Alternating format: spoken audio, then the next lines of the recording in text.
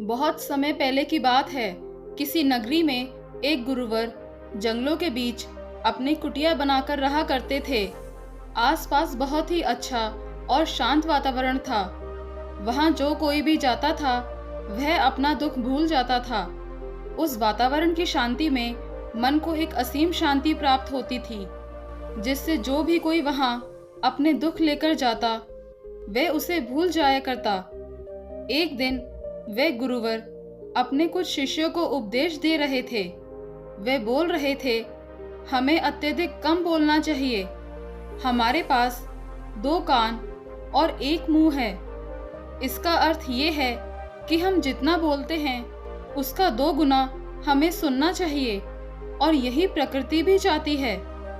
इसलिए उसने हमें इस रूप में ढाला है। इसीलिए इस प्रकृति ने हमें 2 कान और 1 मुंह दिया है।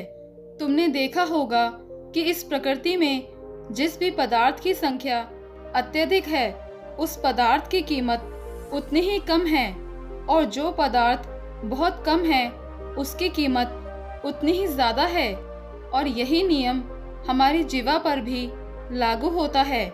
हम जितना कम बोलेंगे, लोग हमारी बातों को उतना ही गंभीरता से समझेंगे, हमें उतनी ही गंभीरता से लेंगे।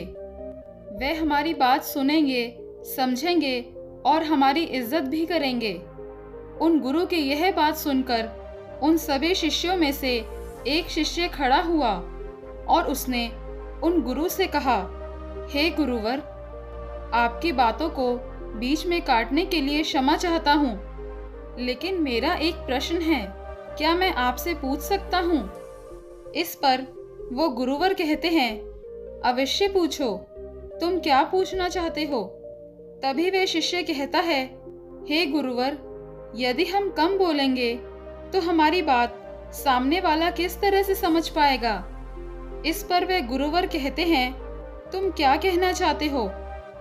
तभी वे शिष्य उन गुरुवर से कहता है, हे गुरुवर, मान लीजिए कि मुझे किसी को उपदेश देना है और मैं उस उपदेश को थोड़ा ही बताता हूँ, अर्थात कम बोलता हूँ, तो भला वो उपदेश उन लोगों को किस तरह से समझ में आएगा?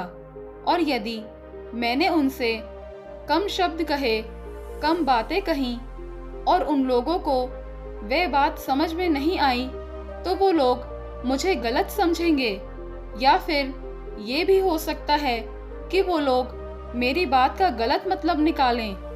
और अक्सर हमने अपने आसपास ये भी देखा है कि जब भी कोई झगड़ा करता है, मारपीट करता है, ऐसे समय पर जो व्यक्ति शांत रहता है, कम बोलता है, लोग उसे डरपोक समझते हैं, उसे मारते पीटते हैं, उसे डरपोक समझकर उसका उपहास करते हैं, अपशब्द कहते हैं। लेकिन वो कम बोलने वाला व्यक्ति उनसे कुछ नहीं कह पाता। इसलिए हे गुरुवर, तो ऐसे समय पर भी क्या हमारा कम बोलना उचित होगा? तभी वे गुरुवर मुस्कुराने लगे और अपने उस शिष्य से कहते हैं, मैं तुम्हें एक कहानी सुनाता हूँ। इस कहानी के जरिए तुम्हारे सारे सवालों के जवाब तुम्हें मिल जाएंगे। इस कहानी को बड़े ही ध्यानपूर्वक सुनना और इसे समझने का प्रयास करना। बहुत समय पहले की बात है। एक छोटा सा राज्य था। उस राज्य का राजा अत्यधिक धनवान था। उसके पास किसी चीज की कोई कमी नहीं थी। उसका परिवार, उसका राज्य बहुत फला फूला हुआ था। प्रजा अपने राजा से बहुत खुश थी। प्रजा हमेशा अपने राजा का गुणगान किया करती थी। एक दिन वे राजा भरे दरबार में ये ऐलान करता है कि जो भी व्यक्ति मेरे मन की बात मुझे साफ और स्पष्ट तौर पर बता देगा, मैं उसे 100 सोने के सिक्के इनाम में दूंगा। राजा ने जो ये ऐलान किया था, ये बात पूरे राज्य में फैल गई। राज्य के हर कोने से बड़े बड़े विद्वान, बड़े बड़े साधु, बड़े बड़े पंडित, बड़े बड़े ज्ञानी सभी राज दरबार में उपस्थित होने लगे। कोई कहता कि हे राजन, आप बहुत धनी हैं, तो कोई कहता आप बहुत विद्वान हैं। कोई उनके राज्य की प्रशंसा करता है तो कोई उनके वीरता के गुण गाता है। कोई उनकी प्रजा के बारे में कहता तो कोई उनके ज्ञान की बातें करता। लेकिन सभी की बातें सुनकर राजा केवल एक ही बात कहता था, नहीं, इनमें से कोई भी बात मेरे मन की नहीं है, इनमें से कोई भी बात मेरे दिल की है ही नहीं। सभी ने बहुत प्रयत्न किए, सभी ने बहुत अच्छी अच्छी बातें वो राजा को बताई, लेकिन राजा हर बार केवल एक ही बात कहता था कि जो भी बात आप लोगों ने कही है, ऐसी कोई भी बात मेरे मन में है ही नहीं। ये बात सुनकर वहां पर उपस्थित सभी लोग बहुत निराश हो चुके थे। किसी को कुछ समझ नहीं आ रहा था कि आखिर राजा के मन में क्या चल रहा है। राजा किस बात से प्रसन्न होंगे और कैसे उन्हें वह 100 सोने के सिक्के प्राप्त होंगे। जहां एक तरफ राज दरबार में बड़े बड़े विद्वान, पंडित, साधु उपस्थित थे, वहीं दूसरी तरफ उसी नगरी में एक गरीब ब्राह्मण भी रहता था। एक दिन उसकी पत्नी उस ब्राह्मण से कहती है, आप यहाँ बैठे बैठे क्या कर रहे हो? राज दरबार में जाओ। राजा ने ऐलान किया है कि जो भी उनके मन की बात उन्हें बताएगा, उन्हें वे 100 सोने के सिक्के इनाम में देंगे। ये बात सुनने के बाद से बड़े बड़े विद्वान, बड़े बड़े पंडित, बड़े बड़े साधु और बड़े बड़े ज्ञानी राजा के दरबार में उपस्थित हैं और उन्हें तरह तरह की बातें बता रहे हैं। आप भी वहां क्यों नहीं जाते? आप भी वहां जाओ, राजा को उनके मन की बात बताओ, ताकि राजा प्रसन्न हो सके और आपको इनाम में 100 सोने के सिक्के दे। अपनी पत्नी की यह बात सुनकर वह ब्राह्मण कहता है, तुम मूर्ख हो क्या? वे लोग राजा के बड़े खास लोग हैं, वो बड़े विद्वान हैं, पंडित हैं, ज्ञानी हैं, महापुरुष हैं। उनके सामने भला मैं क्या हूँ? वो काम बड़े बड़े पंडितों का है, बड़े बड़े साधुओं का है। जिसने भी इस दुनिया का बहुत सारा ज्ञान अर्जित किया होगा, ये उसी के बस की बात है, मेरे बस की नहीं। मैं भला राजा के मन की बात किस तरह समझ सकता हूँ? हम गरीब हैं और हमें उस राज दरबार में जाने के लिए भी अनुमति चाहिए, और ऐसे में तुम मुझे उस राज दरबार में भेजना चाहती हो। यदि मैंने उनके मन की बात कह भी दी तो वो भला हमें 100 सोने के सिक्के की मोहरे क्यों देंगे? अपनी पत्नी की यह बात सुनकर उसकी पत्नी कहती है, ओहो जी, मुझे कुछ नहीं पता। आप उस राज दरबार में जाएं और जैसा मैं कहती हूँ बिल्कुल वैसा कीजिए। जब आप उस राज दरबार में जाएंगे और राजा जब आपकी तरफ देख रहे होंगे, तब आपको पूर्व दिशा की तरफ अपनी एक उंगली उठा देनी है। और मुझे पता है कि राजा बहुत समझदार है, वो आपकी बात जरूर समझ जाएगा और आपको 100 सोने के सिक्के इनाम में देगा। अपनी पत्नी की यह बात सुनकर वह ब्राह्मण जोर से हंस पड़ता है और कहता है, अरे तुम मूर्ख हो क्या? तुम्हें क्या लगता है कि पूर्व दिशा में मेरी एक उंगली उठा देने से राजा मुझे 100 सोने के सिक्के दे देगा? और वहां पर जो बड़े बड़े विद्वान, पंडित, साधु और ज्ञानी बैठे हुए हैं, वो लोग चुपचाप केवल नजारा देखते रहेंगे, क्या वे कुछ नहीं कहेंगे? इस पर उस ब्राह्मण की पत्नी कहती है, मैंने आपसे जितना कहा है आप बस उतना कीजिए और आप देखेंगे कि राजा आपको भी 100 सोने के सिक्के इनाम में देंगे। ब्राह्मण की पत्नी जैसे तैसे अपने पति को मना लेती है। अगले ही दिन वह ब्राह्मण राज दरबार में पहुंचता है। वह ब्राह्मण बहुत ही डरा सहमा हुआ था। इतने लोगों की भीड़ को देखकर वो बहुत डर रहा था, लेकिन वह अपनी पत्नी की बात मानकर उस राज दरबार में उपस्थित रहा, खड़ा रहा। जैसे ही राजा की नजर उस ब्राह्मण पर पड़ी, वह ब्राह्मण अपनी पत्नी की बात मानते हुए अपनी एक उंगली पूर्व दिशा की तरफ उठा देता है।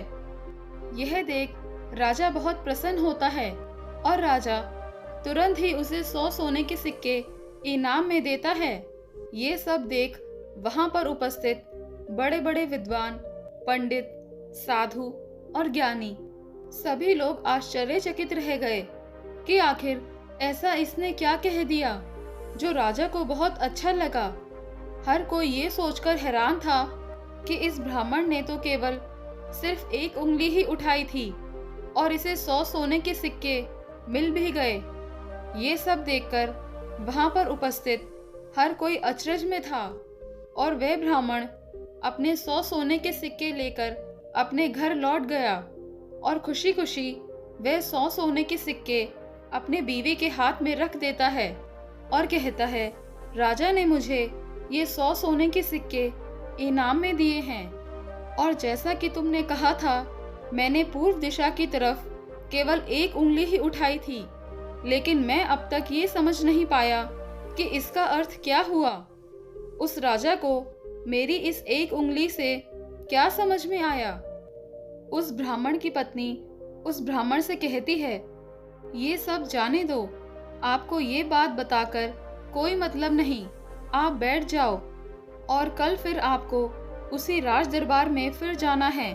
ये सुन वो ब्राह्मण कहता है, कल फिर जाना है? नहीं नहीं, मैं नहीं जाऊंगा। वैसे भी आज सभी लोग मुझे बहुत घूर घूर कर देख रहे थे। ना बाबा ना, मैं नहीं जाऊंगा। लेकिन जैसे तैसे उसकी पत्नी उसे समझा लेती है।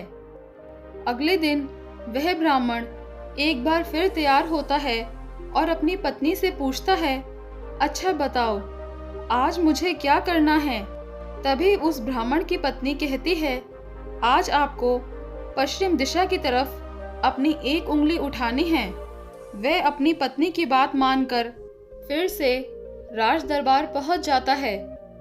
जैसे ही राजा की नजर उस पर पड़ती है, वो ब्राह्मण अपनी एक उंगली पश्चिम दिशा की ओर उठा देता है। ये देख राजा एक बार फिर प्रसन्न हो जाता है। वह राजा उन्हें 100 सोने के सिक्के फिर से इनाम में दे देता है। ये सब देखकर वहां पर उपस्थित हर कोई बड़ा हैरान था। हर कोई अचरज में था कि आखिर ये सब हो क्या रहा है। हम यहाँ पर अच्छी अच्छी बातें बता रहे हैं, राजा को अच्छा अच्छा ज्ञान दे रहे हैं, लेकिन राजा उससे प्रसन्न नहीं हो रहे। और ये ब्राह्मण है कि केवल एक उंगली उठाता है और राजा इसकी बातों से खुश हो जाते हैं, उसे 100 सोने के सिक्के इनाम में दे देते हैं। और तो और ये कुछ बोलता भी नहीं है, चुपचाप आता है, उंगली उठाता है, इनाम लेता है और चला जाता है। हर कोई केवल बस यही जानना चाहता था कि आखिर उस ब्राह्मण को ऐसा कौन सा ज्ञान है जो उनके पास नहीं है। अगले दिन फिर से वो ब्राह्मण राज दरबार में आता है और अब की बार वो अपनी उंगली उत्तर दिशा की तरफ उठाता है और अब की बार भी राजा प्रसन्न होकर उसे 100 सोने के सिक्के इनाम में देते हैं। ये सब देख देख कर वहां पर उपस्थित हर बड़ा से बड़ा विद्वान थक चुका था। उन्हें कुछ भी समझ नहीं आ रहा था कि आखिर एक उंगली उठाने से राजा किस तरह से प्रसन्न हो जा रहे हैं। ये बात देखकर हर किसी ने ये तय किया कि अब यदि उंगली उठाने से ही उन्हें इनाम मिल सकता है तो वो राजा के सामने बड़ी बड़ी बातें क्यों करे, बड़ा बड़ा ज्ञान राजा को क्यों बताएं। उससे अच्छा है कि वो सब मिलकर एक ही दिशा की तरफ उंगली उठाएंगे। सभी ने मिलकर ये तय कर लिया था। अगले दिन सुबह सुबह वह ब्राह्मण फिर से राज दरबार में आने के लिए तैयार हो रहा था और वह अपनी पत्नी से पूछता है, बताओ आज मुझे क्या करना होगा। इस पर उसकी पत्नी कहती है, आज आपको कुछ नहीं करना, आज आप घर पर ही बैठें। उस दिन सभी ब्राह्मण, सभी विद्वान, सभी साधु संत वहां पर उपस्थित थे। राजा के आते ही सब खड़े हुए। जैसे ही राजा की नजर उनसे मिली, सभी ने दक्षिण दिशा की तरफ अपनी उंगली उठा दी यह देखकर राजा को बड़ा क्रोध आया। राजा ने गुस्से में सभी पंडितों को, सभी विद्वानों को कारावास में डलवा दिया। और ये देखकर वहां पर उपस्थित हर बड़ा से बड़ा विद्वान आश्चर्यचकित था। वो हैरान था कि आखिर हमने ऐसी क्या गलती कर दी। जब वो ब्राह्मण अलग अलग दिशाओं में अपनी उंगली उठाता है तो उसे 100-100 सोने के सिक्के इनाम में मिलते हैं, और आज जब हमने एक साथ एक ही दिशा की तरफ अपनी उंगली उठाई तो हमने क्या गलत कर दिया। भला राजा क्या समझ रहा है? ऐसा कौन सा ज्ञान है, ऐसा कौन सा राज है जो हम नहीं जानते, जिसके बारे में हम में से किसी को कुछ नहीं पता? ये उंगली उठाने वाला कौन सा नया ज्ञान है जो हमने आज तक नहीं सीखा, जिसके बारे में हम में से किसी को आज तक कुछ नहीं पता? जब उन विद्वानों की पत्नियों को ये पता चला कि राजा ने उनके पतियों को कारावास में डाल दिया है, तब उनकी पत्नियां राजा के पास विनती करने आईं कि वह उन्हें छोड़ दे, उनसे गलती हो गई। लेकिन राजा ने किसी की एक ना सुनी, और जब उन सभी को ये लगने लगा कि राजा उनके पतियों को नहीं छोड़ने वाले, तो वे सभी उसी ब्राह्मण के पास पहुंचे और वहां जाकर वो उनसे विनती करने लगे कि वे उनके पतियों की मदद करें, उन्हें कारावास से बाहर निकालें। राजा ने उन्हें कारावास में डाल दिया है और हमने उनसे कई बार विनती की, आग्रह किया कि वो उन्हें छोड़ दें, उनसे गलती हो गई, लेकिन राजा ने उनकी एक न सुनी। इसीलिए हम सभी आपके पास आए हैं, कृपया हमारी मदद करें। उस ब्राह्मण और उसकी पत्नी ने सारी बातें ध्यानपूर्वक सुनी। उसके बाद उस गरीब ब्राह्मण की पत्नी राज दरबार जाती है, और जैसे ही राज दरबार में राजा की नज़र उस गरीब ब्राह्मण की पत्नी पर पड़ती है तो राजा अपनी 2 उंगलियां खड़ी करता है, और तभी वो ब्राह्मण की पत्नी अपने पैर पर ताली मारती है। ये देखकर राजा तुरंत ही अपने अधिकारियों को आदेश देता है कि जाओ, उन सभी को कारावास से बाहर निकालो। ये सब देखकर वहां पर जो उपस्थित पंडित थे, उनकी हैरानी का कोई ठिकाना नहीं रह गया था। उन्हें ये समझ ही नहीं आ रहा था कि आखिर ये कौन सी विद्या है, ये कौन सा ज्ञान है। कभी वो ब्राह्मण 1 उंगली खड़ी करता है, कभी राजा 2 उंगलियां खड़ी करता है, और कभी ये ब्राह्मण की पत्नी अपनी टांगों पर ताली पीटती है। आखिर ये सब चल क्या रहा है? आखिर ये सब हो क्या रहा है? सभी मिलकर ये तय करते हैं कि इसका जवाब तो हमें वो गरीब ब्राह्मण ही देगा। इसीलिए वे सभी मिलकर उस गरीब ब्राह्मण के घर पहुंचते हैं, और वे सभी पंडितों में से एक पंडित उन गरीब ब्राह्मण से कहता है, आप ही हमें बताइए कि ये कौन सी विद्या है जो हम नहीं जानते। आपको भला राजा ने इतनी बार इनाम क्यों दिया, और जब हमने आपकी तरह एक दिशा में उंगली उठाई तो हमें कारावास में डाल दिया, और जब हमारी पत्नियां हमें छुड़ाने आईं, उन्होंने राजा से विनती की, राजा से आग्रह किया कि वो हमें छोड़ दे, लेकिन राजा ने उनकी एक न सुनी। और जब आपकी पत्नी उसी राज दरबार में आती है तो उनके केवल एक आदेश पर, उनके केवल एक इशारे पर राजा हमें कारावास से छोड़ देता है। आखिर ये सब हो क्या रहा है? आखिर आपने ये सब कैसे किया? क्या आप हमें भी ये ज्ञान दे सकते हैं? क्या आप हमें भी ये विद्या सिखा सकते हैं? उन सभी की यह बात सुनकर वो ब्राह्मण उन सभी से कहता है, इसमें मैंने कुछ नहीं किया है, ये सब तो मेरी पत्नी का किया धरा है। ये सब ज्ञान तो उसने ही मुझे दिया है, और उसने जैसे जैसे मुझसे कहा मैं वैसा वैसा करता गया। तभी वे ब्राह्मण की पत्नी उन पंडितों से कहती है, मैंने पहले दिन अपने पति को कहा था कि वो पूरब दिशा की ओर अपनी एक उंगली उठाए, और उन्होंने बिल्कुल वैसा ही किया, क्योंकि राजा का पूरा राज्य पूर्व दिशा में फैला हुआ है। और पूर्व दिशा में उनका ही राज्य अटल रहे, अचल रहे। कुछ यही बात राजा के मन में भी चल रही थी, जो राजा के दिल की बात थी। इसलिए राजा प्रसन्न हुआ और राजा ने मेरे पति को 100 सोने के सिक्के दिए। दूसरे दिन जब मेरे पति आए तो मैंने उन्हें कहा कि तुम आज के दिन पश्चिम दिशा की तरफ अपनी एक उंगली उठाना, जिसका अर्थ ये था कि आपका राज्य सूरज के उगने से ढलने तक के बीच में आप ही का राज रहेगा।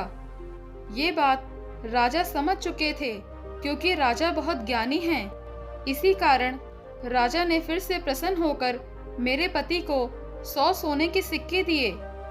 तीसरे दिन मैंने अपने पति को ये कहा था कि वे उत्तर दिशा की ओर अपनी उंगली उठाएं, और इन्होंने राज दरबार में बिल्कुल वैसा ही किया। उत्तर दिशा की तरफ उंगली उठाने का अर्थ यह था कि जिस प्रकार इस राज्य के जो पहले राजा थे उनका राज्य अटल था, ठीक उसी प्रकार आपका राज्य भी अटल रहेगा। और यह बात भी राजा के मन की ही थी, जिस कारण राजा ने प्रसन्न होकर उन्हें 100 सोने के सिक्के इनाम दिए। लेकिन चौथे दिन जब मेरे पति तैयार होकर राज दरबार के लिए निकल रहे थे, तब मैंने इन्हें मना कर दिया। मैंने इन्हें घर पर ही बैठा दिया, क्योंकि मैं जानती थी अब आगे हमें कोई भी सोने के सिक्के नहीं मिलने वाले। उनके मन की जो भी बातें थी वो हमने पहले ही कह दी थी। लेकिन उसी वक्त आप लोगों की मूर्खता के कारण आप सभी ने दक्षिण दिशा की तरफ उंगली उठा दी, और इधर तो राजा रावण का राज्य चला गया, उसे मार दिया गया था। इसलिए राजा ने इसे एक गलत निर्देश समझा, एक गलत संदेश माना, और आप सभी को कारावास में डाल दिया। तभी उन सभी पंडितों में से एक पंडित ये कहता है कि ये सब तो ठीक है, लेकिन आपने हमें बाहर कैसे निकाला, जबकि राजा ने तो हमें बाहर निकालने से मना कर दिया था। तभी वह ब्राह्मण की पत्नी कहती है, जब मैं अपने हाथों में चारा लेकर राज दरबार पहुंची तो राजा ने 2 उंगली खड़ी कर दी, और मैं उनका संदेश समझ चुकी थी। इसीलिए मैंने अपने हाथों से अपने पैरों पर ताली पीटी, जिसका अर्थ ये था कि ये तो केवल जानवरों के जैसे हैं, कि ये तो केवल खाने वाले हैं।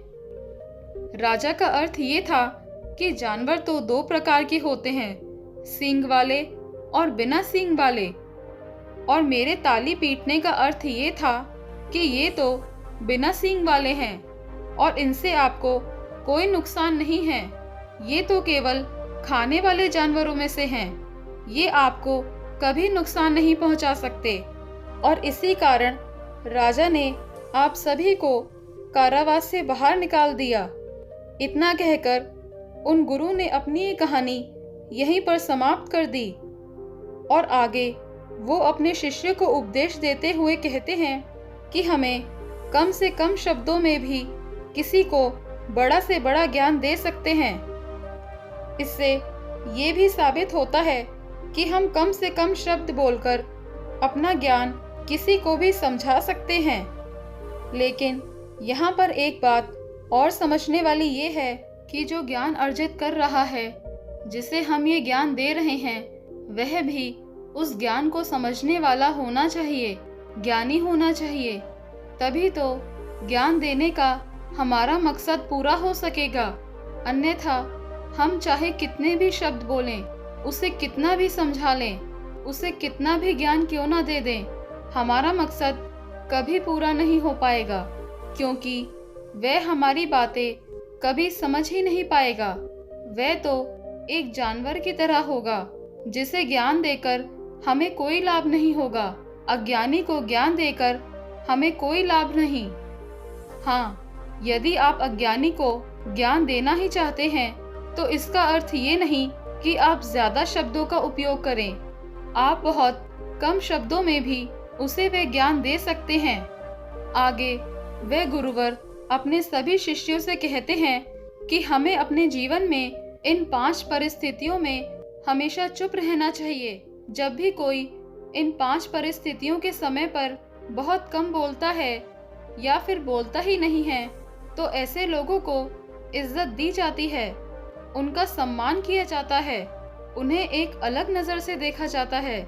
ऐसे लोगों को लोग ज्ञानी समझते हैं, क्योंकि उन्हें पता है कब और कहाँ बोलना है और कितना बोलना है।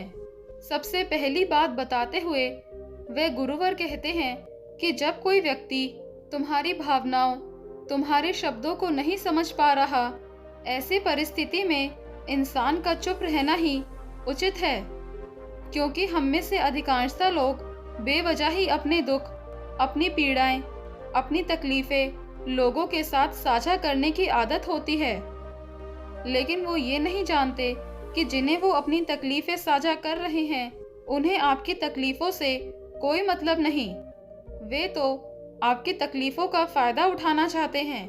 वो तो आपकी तकलीफों को सुनकर मन ही मन खुश हो रहे हैं, क्योंकि उन्हें अब ये पता चल चुका है कि जितना खुश वो आपको समझते थे, जितना सुखी वो आपको समझते थे, आप अंदर से उतने सुखी हैं ही नहीं।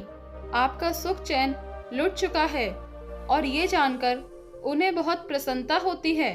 वे बहुत खुश होते हैं। वे ऐसे समय पर वे आपका साथ भी छोड़ देते हैं कि कोई भी एक दुखी व्यक्ति के साथ रहना पसंद नहीं करता। इसलिए जब भी ऐसी कोई परिस्थिति आए, जब आपको लगे कि मुझे अपनी भावनाओं को, अपने शब्दों को किसी के साथ साझा करना चाहिए, तो ऐसे समय पर आप अपने कुछ करीबी, कुछ खास परिवार के सदस्यों या फिर कुछ ऐसे खास मित्रों से अपनी बात साझा कर सकते हैं जिन पर आपको पूरा यकीन हो। और अन्यथा यदि आप किसी और के साथ अपने मन की ये बातें साझा करेंगे, तो वो लोग आपको बेवकूफ़ ही समझेंगे और ऐसे समय पर आप केवल मजाक के पात्र ही बनोगे। दूसरी जगह जहाँ पर हमें चुप रहना चाहिए, जब हमें किसी विशेष मौके के बारे में अधूरी जानकारी हो, किसी विशेष घटना के बारे में जब हम नहीं जानते, जब हमें अधूरा ज्ञान हो, तो ऐसे मौके पर हमेशा चुप रहना चाहिए। हम में से अधिकांशतः लोगों को ये शौक होता है कि वो अपने ज्ञान का प्रदर्शन करें, लेकिन अधिकांशतः आपने लोगों को देखा होगा कि उन्हें उस विषय के बारे में अधूरा ज्ञान होता है, जिस कारण वो हर समय लोगों के बीच मजाक का पात्र बनते हैं। लोग उनकी खिल्ली उड़ाते हैं, उनका मजाक बनाते हैं और ऐसे व्यक्तियों को लोग कभी गंभीरता से नहीं सुनते, उन्हें कभी गंभीरता से नहीं लेते। जो भी बातें हमने इधर उधर से सुनी हैं, जिनका हमें ज्ञान नहीं है, उन बातों को लेकर हमें कभी भी दूसरों को नहीं समझाना चाहिए, ना ही अपनी बातों को दूसरों से मनवाना चाहिए। आगे वे गुरुवर अपने शिष्यों को तीसरी बात बताते हुए कहते हैं, जब कोई इंसान किसी दूसरे व्यक्ति की बुराई कर रहा हो, तो ऐसे समय पर तुम्हें चुप रहना चाहिए, क्योंकि ऐसा व्यक्ति कभी किसी का नहीं होता। तुम जिस नकारात्मक बातों का हिस्सा बनने जा रहे हो, वो नकारात्मक बातें तुम्हारे मन में प्रवेश करती चली जाएंगी और धीरे धीरे ये नकारात्मक बातें तुम पर हावी होने लगेंगी और फिर तुम भी उसी की तरह नकारात्मक बातें सुनने लगोगे, सोचने लगोगे और करने लगोगे।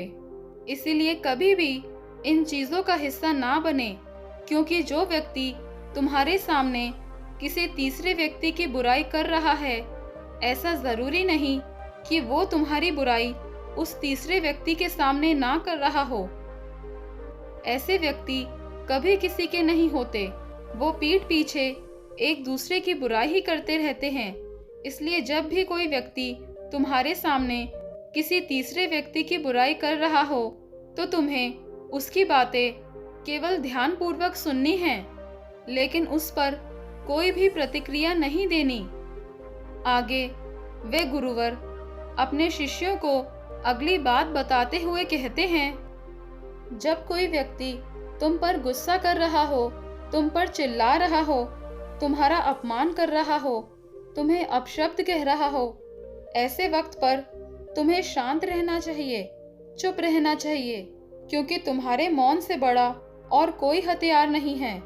तुम चुप रहकर उसके सभी सवालों का जवाब उसे दे सकते हो, और तो और तुम चुप रहकर उसके गुस्से को शांत करने में उसकी मदद भी कर सकते हो, और ऐसा करने से तुम इस परिस्थिति को और बिगड़ने से बचा सकते हो। और देखना, जब वो गुस्सा करने वाला व्यक्ति शांत होगा तो उसका गुस्सा शांत हो जाएगा, तो उसे अपनी गलती का एहसास भी होगा और वह तुमसे माफ़ी भी मांगेगा। इसलिए तुम्हें ऐसी जगहों पर चुप रहना चाहिए, किंतु तुम्हें हर जगह पर चुप भी नहीं रहना चाहिए। जब तुम्हें लगे कि जब कोई व्यक्ति गलत कर रहा हो तो उसका विरोध करो, शांत मत रहो, क्योंकि यदि तुम ऐसी परिस्थिति पर चुप रहोगे तो वो तुम्हें कमज़ोर समझेगा, तुम्हें डरपोक समझेगा और तुम्हारी इस कमज़ोरी का फ़ायदा भी उठाएगा। गुस्से का ये जो तरीका है, ये केवल अपनों के साथ ही अच्छा है, जैसे तुम्हारा परिवार, सगे संबंधी, तुम्हारे खास मित्र। लेकिन हर इंसान के सामने तुम्हें ऐसे नहीं रहना। यदि तुम्हारे साथ कोई गलत कर रहा हो तो इसका जवाब तुम्हें उसे अवश्य देना चाहिए। आगे वे गुरुवर अपने शिष्यों को 5वीं बात बताते हुए कहते हैं कि जब कोई व्यक्ति अपने मन की बात, कोई घटना या कोई दुख भरी बातें तुम्हारे साथ साझा कर रहा हो तो ऐसी स्थिति में हमें चुप रहकर ध्यानपूर्वक उसकी सारी बातें सुननी चाहिए। आपने तो देखा ही होगा, जब हम अपनी परेशानी किसी के साथ साझा कर रहे होते हैं, उसी वक्त हमारा कोई ऐसा मित्र या फिर कोई ऐसा सगा संबंधी अवश्य होता है जो हमारी बात पूरी करने से पहले ही हमें समाधान देना शुरू कर देता है। और जब कोई ऐसा करता है तो हमारे मन में क्रोध उत्पन्न होता है, हम उस व्यक्ति से बात तक करना नहीं पसंद करते। जबकि ऐसी परिस्थिति में हमें शांत रहना चाहिए, क्योंकि सामने वाला हमसे यही उम्मीद करता है हम शांत रहकर उसकी सारी बातें ध्यानपूर्वक सुने, जिससे जब वो अपनी बात पूरी करे तो उसे शांति का अनुभव हो। और जब हम ऐसा करते हैं तो उसके मन में हमारे लिए और भी इज्जत बढ़ जाती है। वो जान पाता है कि कोई तो है जो हमारी बातें सुनता है, हमें समझता है, जिससे वो तुम्हारी और भी इज्जत करता है, तुम्हारा और भी सम्मान करने लगता है। इसीलिए ऐसी परिस्थितियों में हमें चुप रहना चाहिए।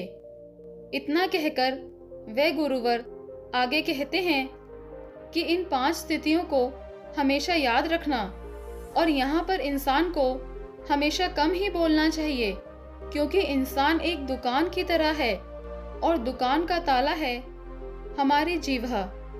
और जब इस ताले से हमारी दुकान खुलती है, अर्थात हमारे अंदर की बातें जब बाहर आती हैं, तभी पता चलता है कि इंसान अंदर से कोयले का है या फिर सोने का। इसलिए कम बोलें, लेकिन अपने शब्दों की कीमत बढ़ा दें, और ये तभी होगा जब आप हर परिस्थितियों में सोच समझकर बोलेंगे, कम बोलेंगे और उचित बोलेंगे। तो दोस्तों, कैसी लगी ये कहानी आपको? अगर कहानी अच्छी लगी हो तो इस वीडियो को लाइक करके चैनल को सब्सक्राइब ज़रूर कर लें। तो मिलते हैं अगली कहानी में। तब तक के लिए अपना ख्याल रखें।